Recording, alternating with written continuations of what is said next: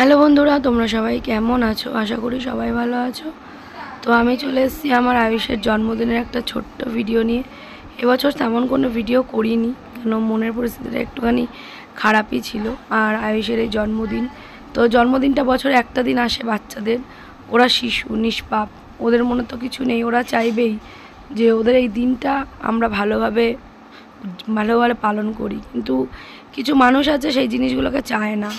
ঠিক আছে, তো যাই হোক, আয়ুষের অনেক অনেক মানুষ আছে, কিন্তু ওকে দেখার বা বোঝার কেউ নেই। তো আমরা তিনজন, আমি, সঞ্চিতা, ওর বাবা মিলে আশীর্বাদ করলাম। তো ওর দাদু তখন ছিল না বাড়িতে, তাই আশীর্বাদটা করতে পারিনি।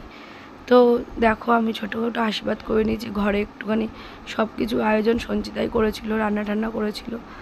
তো সেইভাবে তো কিছু করা হয়নি। আর আমার তো ভীষণ শরীর খারাপ, সারাদিন বিছানায় শুয়ে আছি শ্বাসকষ্টে। তো তার মধ্যে একটু করলাম। হ্যাঁ, ওর দাদুর বাড়ির অনেকেই আছে, কিন্তু তেমন আবার কেউই নেই। তো সবাই ব্যস্ত জীবন। আমাদের জন্য, আমার ছেলের জন্য কারোরই সময় নেই। আর কারোর কাছে কিছু চেয়ে জীবনে পাওয়া যায় না। আর আমি কোনোদিনও কারোর কাছে কিছু চাইও নি, আর চাইতেও চাই না। সবাই ভালো থাকুক, সেটাই চাই। দূরে থেকেও যদি কেউ আশীর্বাদ করে, করুক, তাতেও আমার কোনো আপত্তি নেই। কিন্তু একটা কথাই বলবো, যে যারা একা আছো না, ভাবো না যে আমরা একা আছি, আমাদের জ্যাঠা কাকা দাদু থাকলে খুব ভালো হতো। এই জিনিসটা ভুল। আমার ছেলের তো সবাই আছে, কিন্তু কেউই নেই। ঠিক আছে, এরকম একটা ব্যাপার। তো সবাই থেকেও কেউ থাকে না, আবার অনেকে না থেকেও অনেকেই থেকে যায়।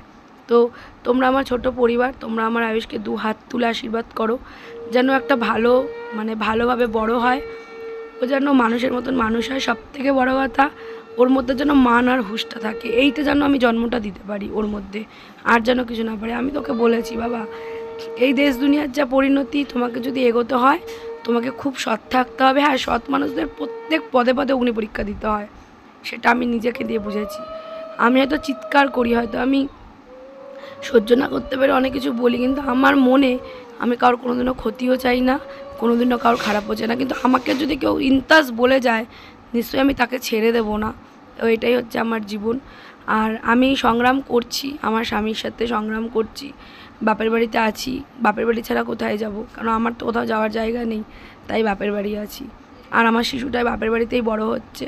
ওকে তো খোঁজ নেওয়ার কেউ নেই, কিন্তু এই বাপের বাড়িতে ঝাঁটা খাই, লাত্তি খাই, যা শুনি ভাষা, এখানেই আশ্রয় আছি। এটা কখনো মুখে আমি বেইমানি কথা বলতে পারবো না। ঠিক আছে, কিন্তু কেউ আমাদের পাশে না থাকুক। আমার মা ছিল, মা চলে গেছে অকালে, মা চলে গেছে। আমার মায়ের প্রিয় ছিল আমার ছেলে। তো আমার ছেলে আছে এখনও। আমার ছেলে ওর এই বাড়িতে রয়েছে। ও তো ভাবে এটাই ওদের বাড়ি, কিন্তু এটা তো আমাদের বাড়ি না, আমাদের কোনোই বাড়ি না। কিন্তু থাকছি, আছি, এটাই অনেক। তো জন্মদিনটা একটু ছোট্ট করে করলাম, ঘরেই করেছি। একটু লুচি, ঘুগনি, পায়েস, সঞ্চিতাই করেছে 5 রকমের ভাজা টাজা দিয়ে। দুপুরবেলা করেছিল। ওর মনটা একটু খারাপ, তো আর কি করব, মন খারাপ করে তো কিছু করার নেই। তো তোমরা আমার ফেসবুক ফ্যামিলি, তোমরা ওকে দু হাত তুলে আশীর্বাদ দিও। ও যেন একটা প্রতিষ্ঠিত হয় জীবনে। আমি মনে করি কাউকে বড় ছোট করে যেন কথা না বলুক। ওকে আমি এইটুকুনি চাই যে ও সবাইকে সম্মান দিই। তো আশা করি সেইটা এখনও অবধি আমি ওকে সেই শিক্ষাটা দিয়েই বড় করছি। আর অবশ্যই আমি ওকে ভগবানের পথেই চালিত করেছি, কিন্তু না, ভণ্ডামি করাতে শেখাবো না কোনো দিনও। ভণ্ডামিটা জীবনে এক, আর ভগবানকে শ্রদ্ধা করা এক। যেটা মানুষ আজকাল করে, ভগবানকে নিয়ে ভণ্ডামি, সেই জিনিসটা আমার সন্তানকে আমি কখনো শেখাবো না, নিজেও শিখিনি, কখনো শেখাবোও না। তো এই ছিল ভিডিওটা আজকে তোমাদের সাথে, ছোট্ট একটা আয়োজনের ভিডিও। তো একটা ওর বাবা কেক কিনে দিয়েছে, একদম সামান্য কিছু দিয়ে। পরিস্থিতির চাপের মধ্যে এখন আছি। ভগবানকে বলি, ভগবান, পরিস্থিতির চাপ একদিন হয়তো উতরাবে, যদি নাও উতরায় তাও আমার কোনো দুঃখ নেই, আমি চলে যাবে আমার জীবন।